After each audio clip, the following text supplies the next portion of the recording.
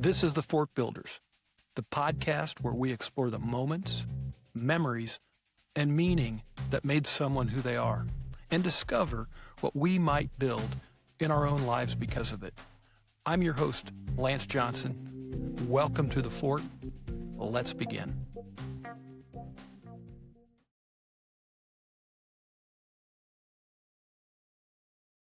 You're making progress, man. That's Hey, good. I'm already learning the keyboard. Hey, This is so much better. Oh my gosh. Yeah. Okay. All right. I think we're rolling. Okay. Yeah. I can't believe this. This is going to be fun. I hope it's fun. Yeah. I find it a little humor. Like it feels like pretend to me. Yeah. Like we're actually recording? Oh, we're in a room. Oh, this looks really professional. Have you ever done this?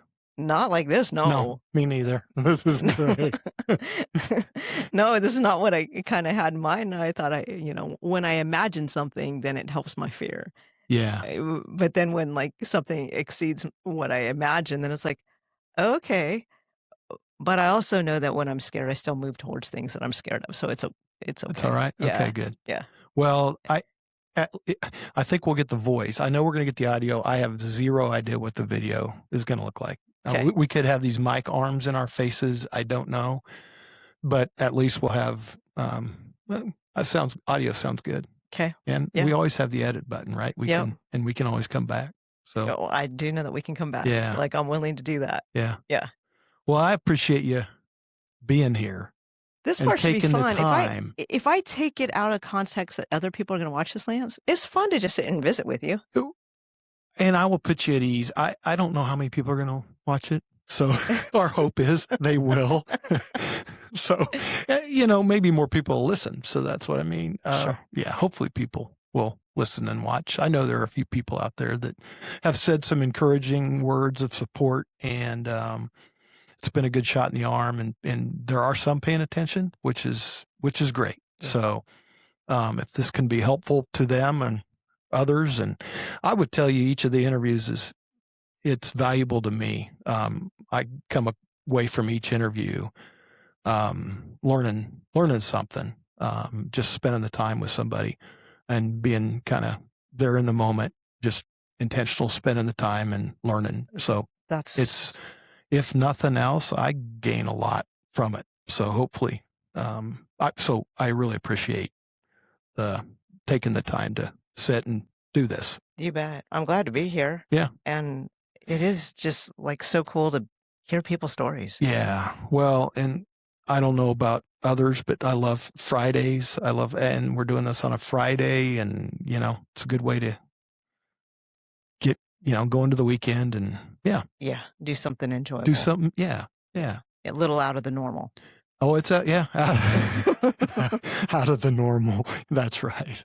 Yeah. Well, some of you out there may be listening for the first time. I've had Stephanie Bessent on before. You were my first guest and willing to go down this journey with me. And I would say, again, to those that are first tuning in, we wouldn't be sitting here today if it weren't for you. Maybe someday, but I know I can safely say that we wouldn't be here today if not for you. Been working with Stephanie for the past year. She's my life coach, and I've seen a lot of great things in my life, and just getting in touch with, let's just say, who I am, or getting a better understanding. And it's been invaluable. So I appreciate that. And I appreciate your trust in support in doing this. So you came on the first time, and I think we could have talked a lot longer. And since that episode came out, I had a couple people come to me and say, hey, gosh, I would have liked to have heard so much more from Stephanie. There's a few parts of her story that I wanted to know more. And I felt bad because I didn't go deeper in that and learn more. And so I said, hey, Stephanie, would you be willing to come back on and kind of go there and share some more of your story? And of course, you graciously said, sure. And along with that, you shared a little more of kind of your current, let's call it passion around coaching and some other parenting coaching and some other things. And I thought, wow, we got to get you back on. And so that's a long way of saying, why are you back? Why are you here? That's just part of it, but really appreciate you taking the time to be here. Yeah, thanks, Lance. First off, like one of my things, like for me in life coaching or sports coaching, either one, like the greatest, like just what fuels me is seeing someone come to life. That could be a victory, like on a team. That could be watching you like launch this. Mm-hmm. And so for me, it's like it brings life to me to see somebody enjoy the fruits of the process of their own passion and stepping into it. And so, you know, I know that you've invited me here and that you're saying you're so gracious of me to show up. And there's part of me that's like, oh, this is so fun because I get to enjoy some of the fruits that you're doing. Yeah. Yeah. Scary, but fun. Yeah. Uh-huh. Yeah. Those two combined, those usually go together, right? Yes. Yes. It's scary and fun. Yeah. Scary and fun. Yeah. Like, doing new things are always going to be scary. Yeah. And we hope that they're fun. Yeah. But what I know in relationship in general, if you have somebody else sharing an experience, Yes, it will be less lonely. There'll be connection. There'll be relationship that's built just strictly because you experienced something together. Even if it doesn't go well, it's like, well, we did it together. Okay. Yes.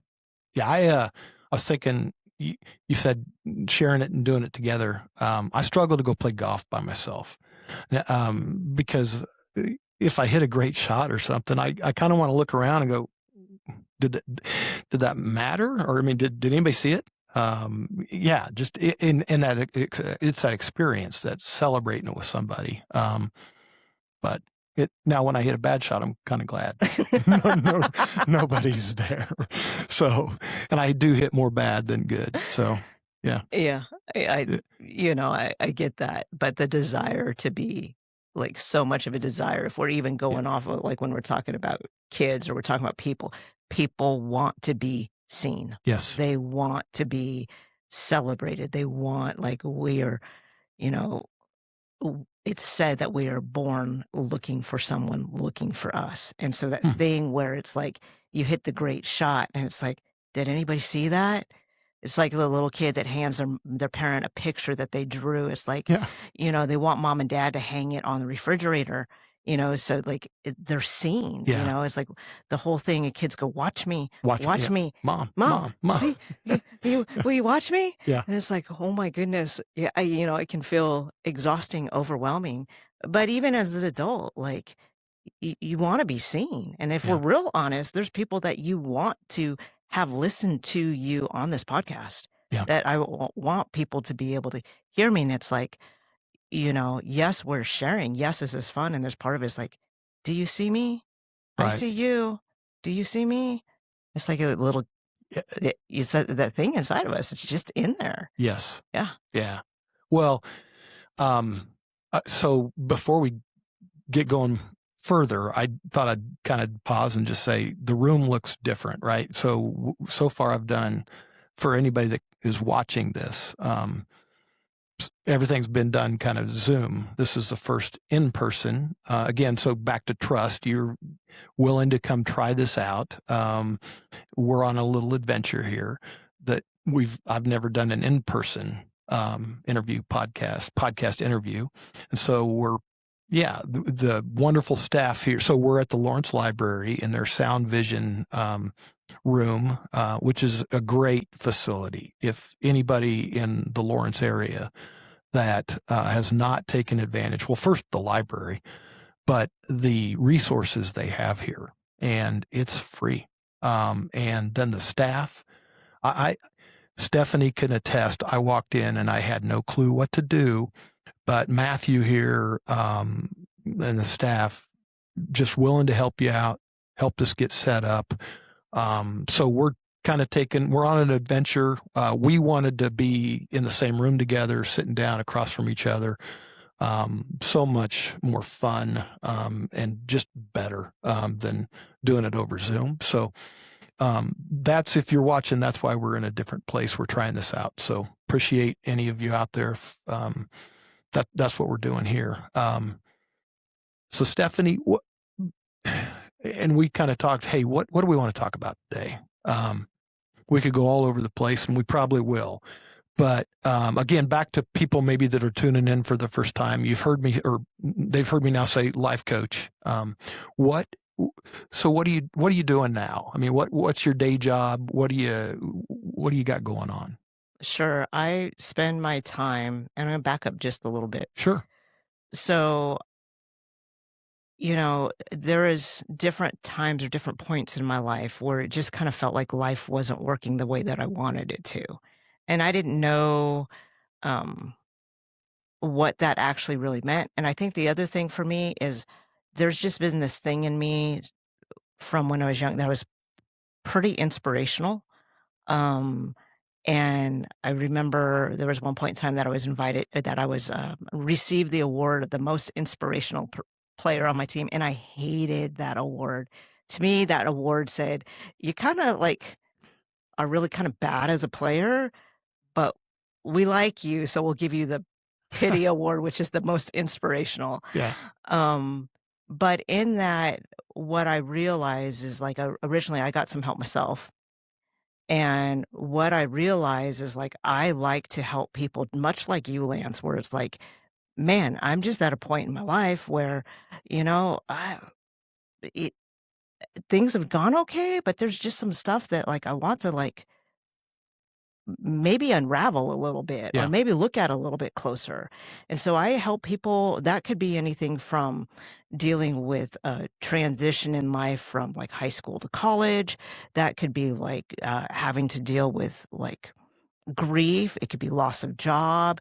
It could be addiction or anxiety, depression, and different things where a person reaches the point where it's man, I got lost along the way. Will you guide me? Will you help me find my way again? And so a lot of what I do is exploration, curiosity, asking questions. So an individual things can be revealed to them, or they can move towards what feels true to them. I don't give answers to people. I don't say that this is what's right for you. Yeah. I help people explore and to pay attention to their insides and see where they light up again. And it's so cool. But sometimes, there's tears, there's hard stuff, there's messy stuff, but in all of that, there's both the grief and the celebration. Yeah. I was so I do life with people. Yeah. That's awesome. I'm thinking back, at least a few times in sharing with you story. I remember you would say you noticed just sitting across from me, you could see the change in my face. So I was sitting there talking to you about something, and I didn't even couldn't recognize that, but you could physically or literally see my either demeanor or see it on my face. And I remember the follow-up, and you say, "What? Tell me about that." Which I found that about what? And you said, "Well, I can just see you light up, or I can just see it." Yeah. And so I found that so powerful, because having let's call it third person, another person outside me, being able to be there with me and see that, right? That's something that I wouldn't see. Yeah. Or process. I just wouldn't see it. Yeah. And that's part of what I help people do is a brain body connection again, where it's your body is telling you stuff all the time. And can you pay attention to what it's telling you? Because when it's telling you something, you can respond to it. But sometimes we've lost connection with ourselves or with our body. So we don't pay attention anymore. It's much like when you feel hungry, if there's food available, we know to be able to eat, Yeah. but it's like it's the same thing. If we're hungry and there's no food and you do that long enough, your body will quit giving you signals that it's hungry. Mm. And so in some regards, I'm helping people have a connection back to their body again so that they can pay attention so that when they're not with me, Yeah. they're able to be like, "Oh, I recognize that. That's, that feeling that I had in my last conversation, and that's telling me that I really need to ask for help right now." Yeah. Yeah. Something like that. Yep. Yeah. And yeah, I had never spent any time with that. And it's been so, I guess, eye opening, revealing, helpful. Yeah. And I, yeah, I can't say probably enough that for to those of you out there, if you are fortunate enough to be able to spend that time to either reflect or Mhm. slow down, just think, yeah, to your point, how are you feeling, in that moment? Why is your gut doing what it is, or why are you getting hot and sweaty? What's that moment telling you? Yes. Yeah. Yes, and for me, I mean, that started with my own process. Like, I think sometimes because I don't initially with clients talk about my own story, that all of that for me was so completely foreign to me when I started. Like, I had no awareness. Like, yes, I was a professional athlete and I pushed through a lot of pain, both physically and emotionally. And there was like this sort of like gold medal, so to speak, of the willingness to be in that kind of pain and never stop. And so there was part of me that I had shut things off and Mm, not paid attention when my body was telling me things. And so in this process for myself, been about 12 years ago, and there's some personal things that had happened in my own life where, in a situation that I had, a counselor say to me, it's like, okay, well, let's talk about you now. And I'm like, what about me? I got it all figured out. I'm good.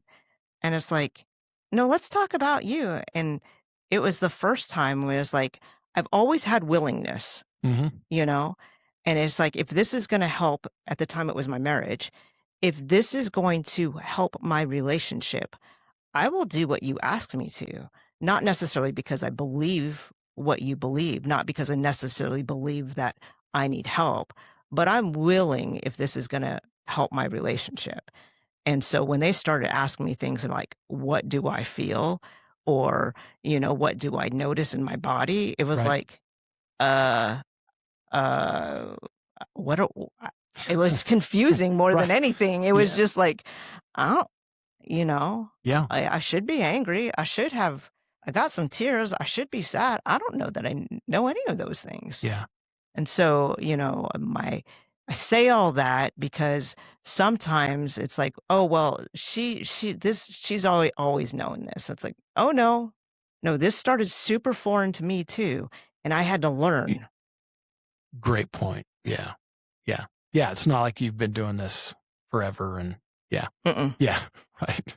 mm-mm. Yeah. And I have to remind myself that when people are doing this for the first time or meeting with me the first time, it's like I have to remind myself, like, Steph, you didn't know, you didn't, you just didn't know what you didn't know. You just like, and so to have the patience to know to walk through, and I've never been a quick learner. So, Yeah. I'm sitting here thinking, so kind of for the listeners, if they're saying, you know what, okay, great. I hear you. This sounds really good. I don't have the time to go see somebody. I don't know who I would go see. Um, is there something they could do to help them, short of that? mhm. um, few things that come to mind. One is like, what's not working, right? And so for them to have clarity on like, hey, what's not working in life? Um, the other, what I would say is like, hey, If you can find one individual that you know that really cares about you and is not going to shame you and is not going to belittle you, that you feel safe with, that you can talk to, that so much of the time, if we can share our insides with somebody else that will just be with us and there's that safety there with them, that is helpful. And I Mm. also want that person not to try and correct whatever struggle that you're in. Yeah. Like the first step in everything is just being able to share openly and to have someone be with you without having to change anything, Yeah. you know, because so many people don't even experience that. That happens way before we talk about we need support before we can do change. Yes. Yeah. And Yeah. they talk about that a lot. And that can be with an athlete, that can be with a student, that could be with an adult that comes and sees me. It's like they have to feel supported. Like our brains say, am I safe and do you care? Before we'll start any sort of trust. And so our brains subconsciously is like, am I safe? Yeah. Am I safe in this room? Am I safe with you? And do you care? And then at those 2 points, when your brain's able to say yes and yes, now we can start talking about what we might do. Yeah. I listened to a podcast the other day. Mel, is it Mel Robbins. Mel Robbins, and she had a doctor, and I can't remember her name. I apologize, but it was regarding addiction, and but to that point,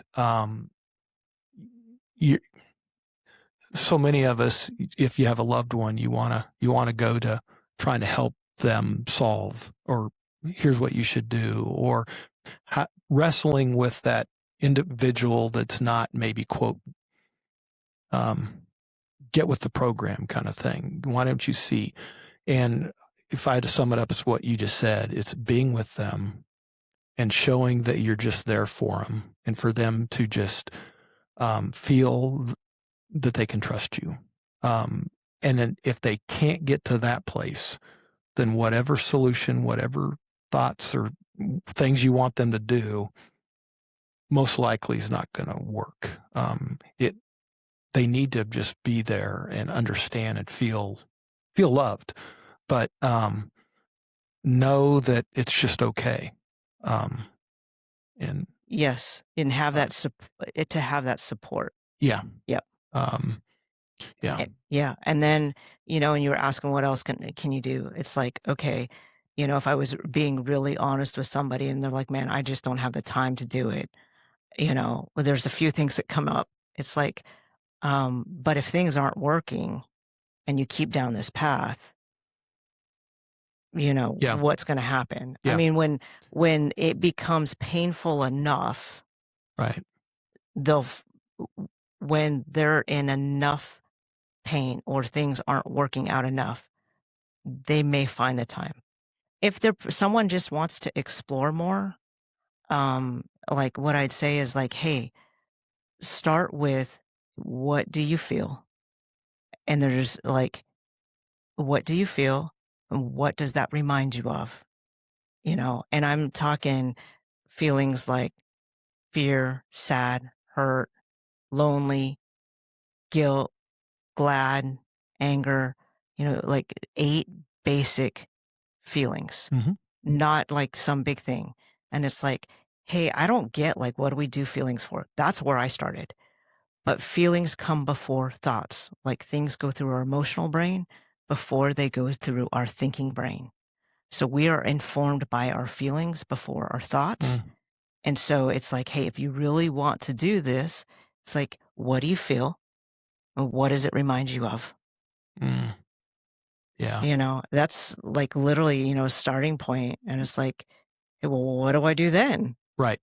Yeah. First, try to name it or recognize it if you can. And then at least it gives you something to then go from there. Yeah. Yeah. Yeah. Yeah. And you pull on that thread and there's Mhm. really a whole bunch of history Right. tied to it, Right. which will inform your future too. Right. Yeah. Yeah. Okay. We're getting off on we're on a totally. No, but well, I think that's important though, because I want I want the listeners to understand the work that you do and what that looks like. And also to know that they can do that. I mean, you weren't born doing this, right? Mm-mm. Life got you to where you are now and doing what you're doing. And that took work, and it took people, it took a path and a winding path, all of that. And you got here. So I just want others to, if there's anything, to feel hope or and hope can connotate that it's not good where you're at. I'm not even saying that. I'm just saying, if you feel like, gosh, I want to know more about myself, or why is this going on, or why do I keep doing this, or, hey, everything's great, how can I get better? And so I think it's just knowing yourself. Yeah, it's knowing yourself. And what I'll say is the answers aren't to be stronger. The answer is not to be better. And the answer is not to be smarter. Like, those are all about having to do more. Mm. Those are all doing things. And like, in this escalated world Mm-hmm. of efficiency, and doing more, doing Good more. point. Yeah. It's like, it's not about doing more. Yeah. It's about the place of, can I be? Mm. Can I be who I'm meant to be? Can I be who I'm meant to be so I can do what I was meant to do? All the other stuff that we're trying to achieve to try and be okay is can create more chaos. And so it's like, hey, the being part of it is like, who am I? And I'm okay just being who I am. And then out of that, we can bear great fruit, or out of that, we live with purpose. But if we start from a place where we're trying to do in order to be, we'll never get there. Mm. Or you might be there for a moment, just a split moment. Yeah. So I said get better, and you just said, no, it's not. So I'm just going to ask to challenge it. And I think I'm going to be wrong, but can you be, you said just be, can you be, and part of you being is an achiever? Uh-huh. Well, yeah, accomplishment. Like we're made to do great things. Where it got upside down for me is, I thought I had to achieve in order to be liked, in order to be loved, in order to get attention. The better I was doing, the more that I would get what I needed. And so, and what that does is I have to achieve in order to get that attention, and it lasts a split second. Yeah. It lasts like, I won the tournament. Yeah, I did the thing. And for that split second, it's like, oh, it feels amazing. And then right after that, it's like, oh, I got to run up the next thing. And so it's like, no, the accomplishment isn't bad, but when we're accomplishing in order to feel valued, the amount of anxiety that puts on someone, that's where I was living. And I didn't know that there was anything wrong. I just thought if I was just disciplined and, did things better, that everything would be okay. And I lost my way. Yeah. Well, yes. And so what I just heard was, it's okay. You can be an achiever, but why are you achieving? And, if you're doing it to feel valued, that can be very short term. And maybe to your point there, maybe not feeling value, were you not being seen? In other words, by you achieving, was that how you were being seen?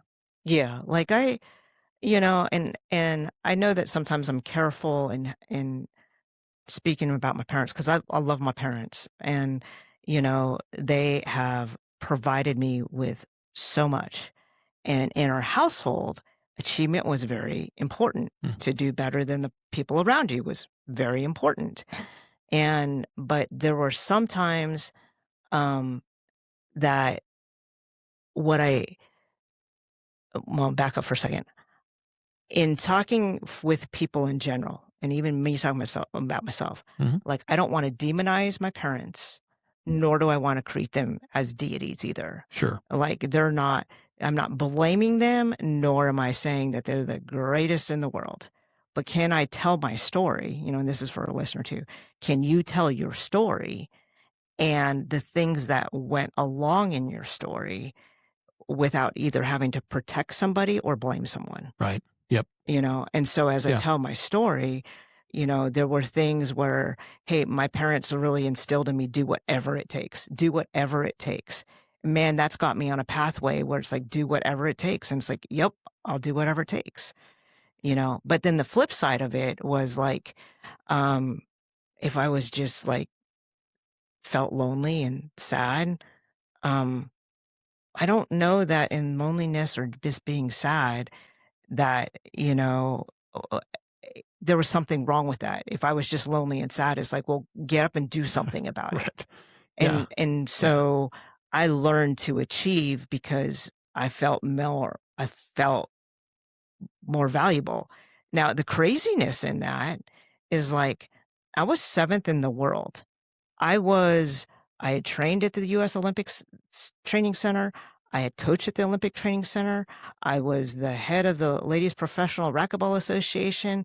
I won the Division II championship in college. But there was a sense in me that it still wasn't good enough. Like, even as I talk today, it's like, you were only number 7, right? Even today. Yeah, you're going. You're like 7 doesn't sound good. Right. It's like, and it was just racquetball, right? And so there's this thing in me where I struggle with the fact to even talk about some of those things because there's this weird toxic shame attached to it that can still tell me that it wasn't good enough. Yeah. And so when I started this process of learning this and I had gotten some training after I'd gotten some of my own recovery and gotten some of my own training, and I started helping at with the trainings and groups, that I remember one of my mentors telling me, Steph, I will never shame you into performance. And I remember just looking at him like, gosh, I hope that's true. And that's so refreshing to hear. And I'm not quite sure that I actually trust it. Yeah.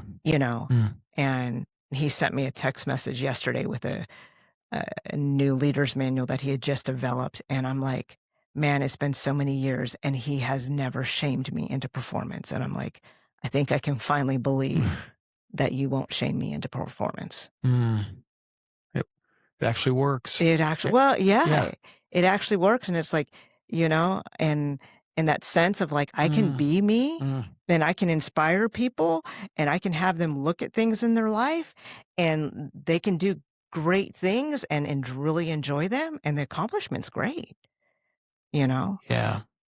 And I'll be honest, when I get really scared, I start trying to perform like crazy again. I try to start doing more. Yeah. The hard wiring, it's been there for a lot of years, goes like, Yeah. Get it all right. Yeah. Get it done well. Do it right and do it right now. It's hard to, I was going to say get rid of, or yeah, it's there. Yeah. Yeah.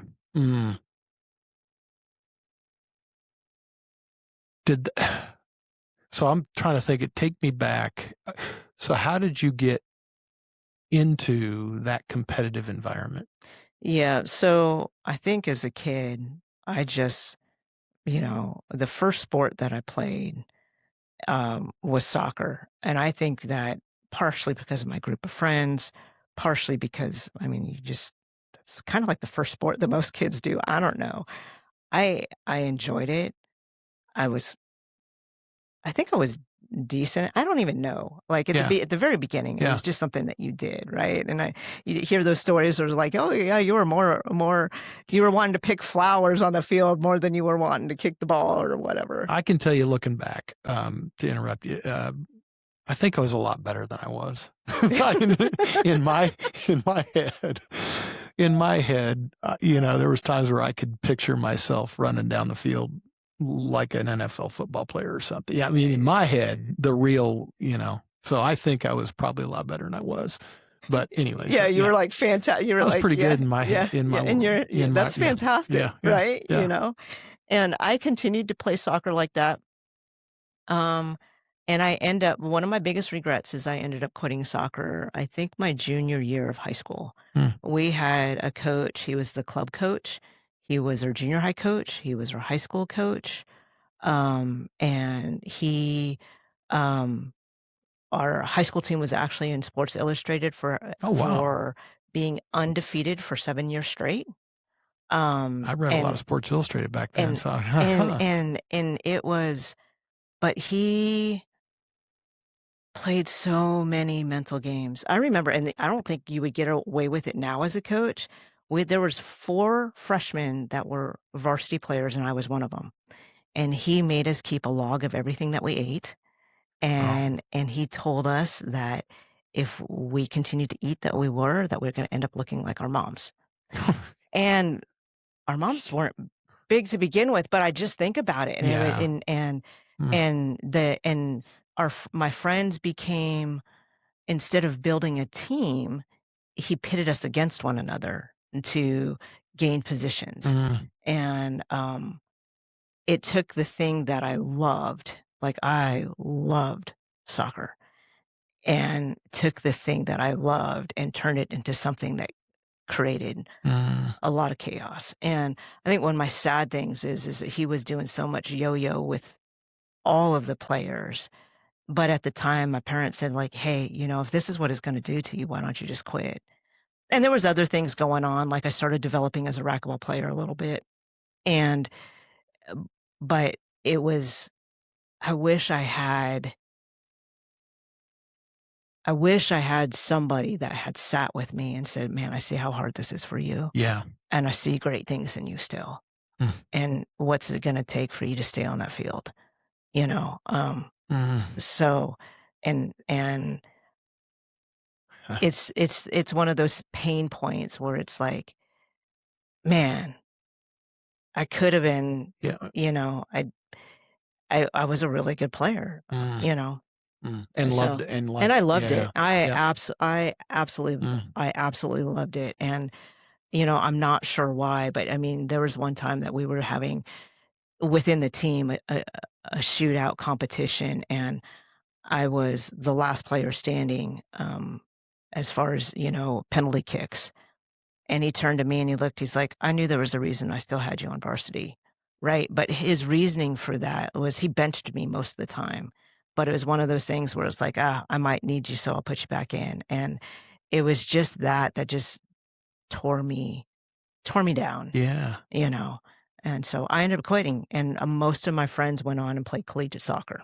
Oh, man. So, Yeah. and so Mm.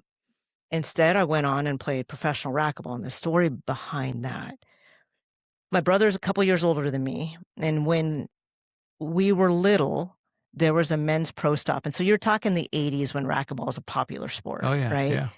And Huh. they had a clinic, and my parents asked if my brother, who was 8 at the time, could do the clinic. And they said, well, it's really not for kids. And my parents said, well, tell you what, if he's not well behaved, you can tell him to leave. But my brother took part in the clinic. It was the number 1 player in the world that was giving the clinic. Wow. And he ended up talking to my parents afterwards and said, hey, will you send him to come and train with me? And we were living in Alaska, and he was in Texas at the time. Oh, my gosh. And so at 8 years old, my brother started playing national level racquetball. And I was just the kid's sister that happened to be entered in tournaments because it gave me something to do. And so I did decent because I knew how to run, from soccer. I had great endurance. So I was decent, but I remember what actually really inspired And now you me. gotta use your arms. Well, yeah, well, one of the girls that was a better girls player than I was said, she called me Wimp Woman USA. And that tore me down. But I was a Yeah. person that I think, like the last podcast that I talked about, that I would go when nobody else was around and to go and practice because I wanted to prove Yeah. that I was good enough. Yeah. Right? It's that whole shame thing still. It's like I wanted to prove that I was good enough. So I practiced some and started playing in some national tournaments and stuff. And I was actually going to be done. Like I think I was out of college by that point. So I had won Division II national championship. Where'd you go to college? I went to KU. Okay. Yeah. Okay. And so we had Did you play racquetball at I KU? played at racquetball at KU, and I coached racquetball at KU too. And like people would be like, I didn't know KU had a racquetball team. I don't know if they do anymore. Yeah. But at the time, you know, it was a club sport, and we knew how to raise our own funds. We did some crazy things to be able to survive as a club sport and travel to these other schools, right? Sure. And you'd have like 17 players in 2 hotel rooms, and you'd have a room of winners that still that weren't drinking, right? You have a room of winners that had to compete the next day, and you had a room of losers. Yeah, they were done. They were partying. Yeah, you know, we had it was a lot of fun. I was just going to say it sounds fun. You know, it sounds fun. I don't know. Was it better to win or lose? I don't know. Right? There was a lot of that. There was, you know, I remember back on my losing wasn't too bad. My 21st birthday, we were at collegiate nationals, and my team's like, you have to lose, Steph. You have to lose. I'm like, come on, guys, I can't lose it. And I did actually end up losing. It's like, okay, Steph, come on, we're going out, right? And so there were some fun times. There were some fun times in there, and but I kind of, you know, I'd gotten done in collegiates, and I was kind of like, you know, I think that I think that I'm done. Well, at that last national tournament, the U.S. coach came to me, and he's like, what are your goals with racquetball? And I was like, what do you mean, what are my goals with racquetball? I thought I was going to be done. And he's like, no, you need to come and talk to me. And this is somebody that I knew for a long time because of my brother. Okay, yeah. You know, and I was like, okay, well, maybe I'll, you know, be willing to do whatever it takes, you know? And so I started traveling from Anchorage, Alaska to Syracuse, New York, about every 6 weeks to go train with him. And I started playing professional racquetball. Wow. And I look back, and there's some things that I regret, right? Like I had no idea how hard it was on my body to have to travel from Alaska to all of these other tournaments where people were like, you know, the idea, now that I'm in Kansas, it's like the idea of going to a tournament, let's say in Oklahoma, Arizona, Iowa, any place from Kansas would be way different than flying overnight from Alaska. Oh, yeah. You know? Yeah. It's a long way up there. But, you know, and it was fun. I did that for 9 years, you know, traveled around and played ladies professional racquetball and did speaking engagements, and wow. And it was a lot of fun, and it's just weird too. Yeah, I mean, it's fascinating. I mean, and I'm sitting there thinking, part of that story was, you know, like you said, would any of that happened if you would have went the soccer route? Which is, you don't know, right? You have no way of knowing.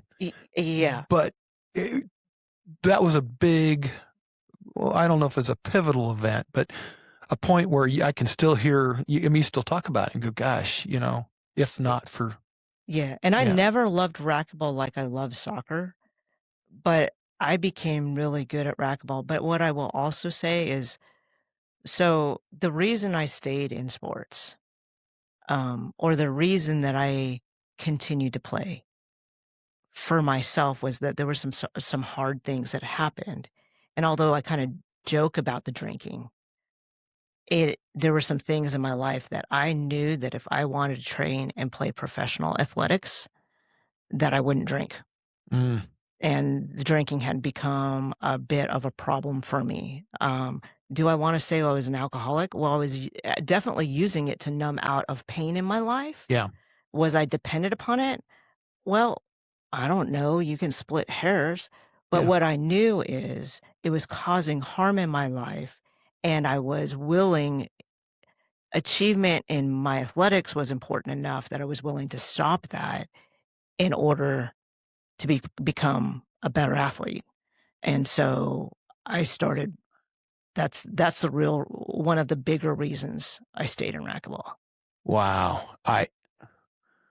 You know, that's powerful. I was thinking back when you said the coach or the leader that you ended up training with came to you and said, have you thought about continuing to do this? And you had not even really thought about goals with racquetball, and then you said doing it for the next 9 Yeah, 9 years. years.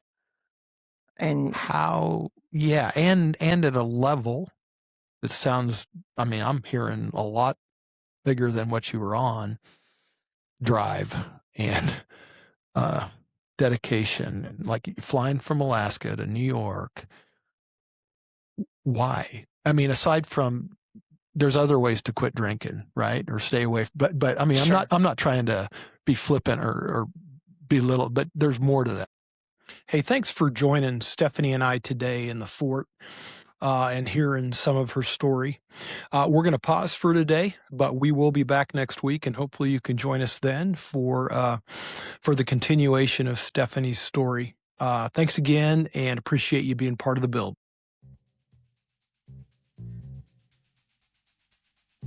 What part of your story might be shaping who you're becoming, even if you haven't fully named it yet? This is the Fort Builders. Thanks for being part of the build.